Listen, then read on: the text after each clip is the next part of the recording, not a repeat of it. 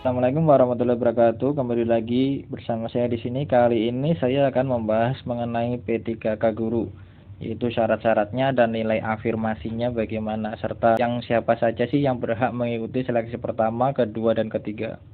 Gitu ya. Peserta seleksi P3K Guru itu adalah yang pertama THK2 yang terdata di database-nya BKN. Yang kedua itu guru non ASN atau sering kita sebut guru honorer yang masih aktif mengajar di sekolah negeri dan terdaftar di Dapodik Kemdikbud, ya. Yang ketiga guru swasta yang aktif mengajar dan yang terdaftar di Kemdikbud juga Dapodiknya. Yang keempat adalah lulusan PPG yang belum menjadi guru tapi dia sudah terdaftar di database lulusan PPG Kemdikbud, ya. Empat itu yang berhak mengikuti. Jadi yang fresh graduate belum terdaftar di Dapodik atau guru honorer baru yang belum terdaftar di Kapodik itu juga nggak bisa daftar di BP3K tahun ini untuk guru, ya. Lanjut. Oke, ketentuan pengadaan P3K guru seperti seleksi CPNS dia pakai administrasi dan seleksi kompetensi. Seleksi kompetensi itu akan dilaksanakan 3 kali seperti yang saya bilang tadi, yaitu pertama, kedua, dan ketiga menggunakan sistem CAT UNBK-nya Kemdikbud, ya. Kalau sekarang jadinya Kemdikbud Ristek, ya. Langsung. Nah, seperti yang saya bilang tadi bahwa di seleksi kompetensinya Kemdikbud itu ada 3 kali. Maksudnya kalian bisa ikuti seleksi pertama, kedua, dan ketiga. Kalau tidak lulus di pertama bisa ikut kedua, kalau tidak lulus di kedua bisa ikut ketiga, ya. Tapi ada syaratnya untuk seleksi kompetensi pertama. Jadi langkah pertamanya itu kalian harus membuat akun terlebih dahulu semuanya, baik peserta guru honorer, jadi yang merah itu THK2, yang kuning itu guru honorer, yang biru itu guru swasta, yang hijau itu guru PPG. Jadi kalian harus membuat akun di awal. Jadi ketika pembukaan P3K itu kalian semua kalau milih P3K kalian harus buat akun. Bukan selesai seleksi kompetensi pertama kalian baru buat akun, itu sudah nggak bisa nanti. Jadi buat akunnya itu barengan, ya, barengan. Nah, nanti yang dapat ikut di seleksi pertama itu langsung diseleksi oleh sistemnya BKN. Itu yang pertama itu hanya THK2 dan guru honorer di negeri, ya, di sekolah negeri.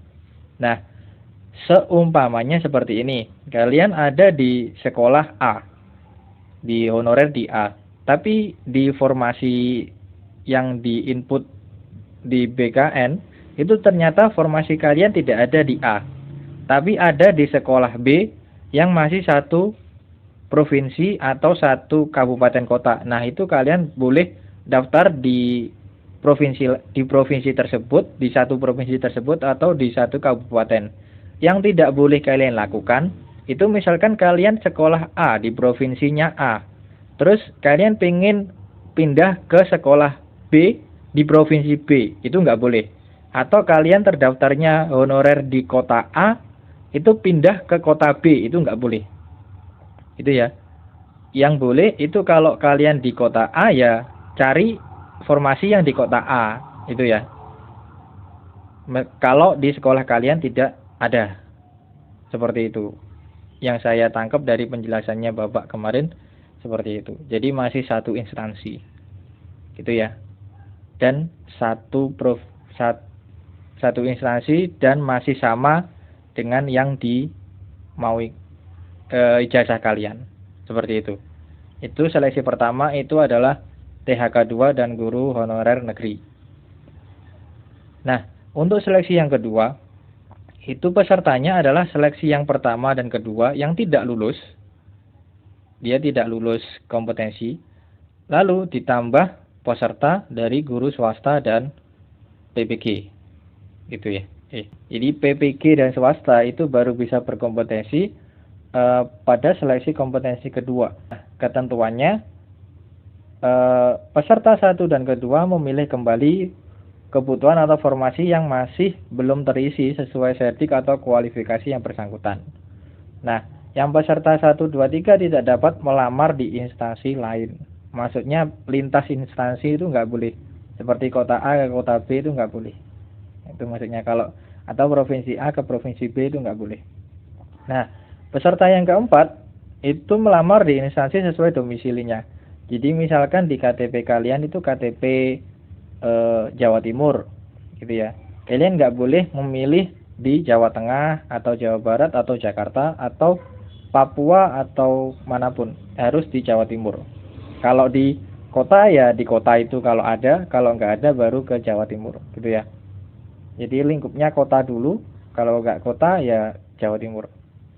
Nah, nanti diambil nilai terbaik antara nilai pada kompetensi 1 dan 2 selama peserta mendaftar. Jadi ini untuk yang peserta 1 dan 2 ya. Misalkan dia seleksi pertama dapatnya 80, tapi dia nggak lulus. Nah, seleksi kompetensi kedua itu dia dapatnya 70. Nah, yang diambil tuh yang 80 bukan yang 70. Seperti itu maksudnya ya. Nah, untuk seleksi kompetensi ketiga, ini pesertanya semua. Yang membedakan dengan kompetensi kedua itu adalah mereka sudah bisa lintas provinsi atau lintas instansi. Itu yang membedakan. Ya, kalau ada yang kosong, kalau kalian mau ya silakan di lintas nasional. Jadi ini sudah nasional, kalau 1 2 tadi masih regional. Gitu ya. Bisa dimengerti ya. Apa itu seleksi 1, 2 dan 3.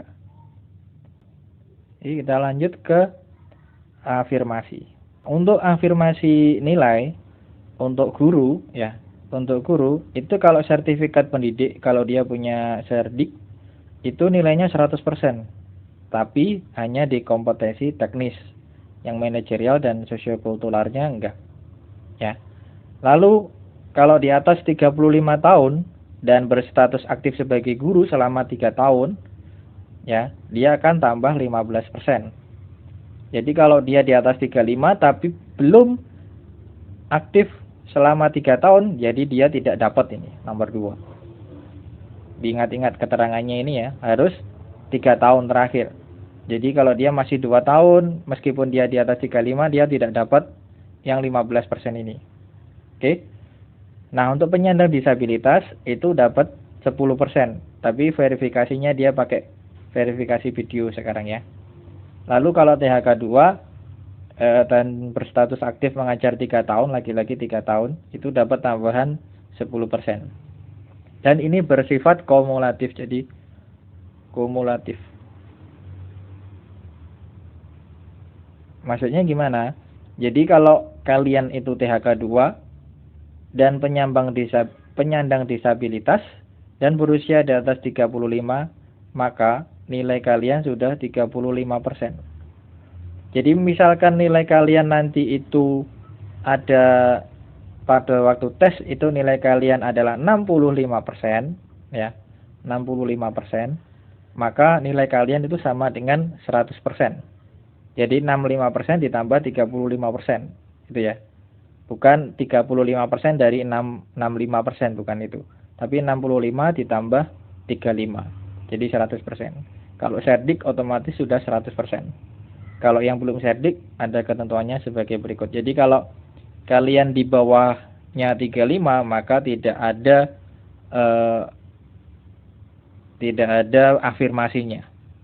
Misalkan kalian masih 30 tahun atau 34 lah, 34 tahun, meskipun kalian mengajar lebih dari 3 tahun, kalian tidak bisa mendapatkan yang poin kedua ini, karena poinnya adalah di atas 35.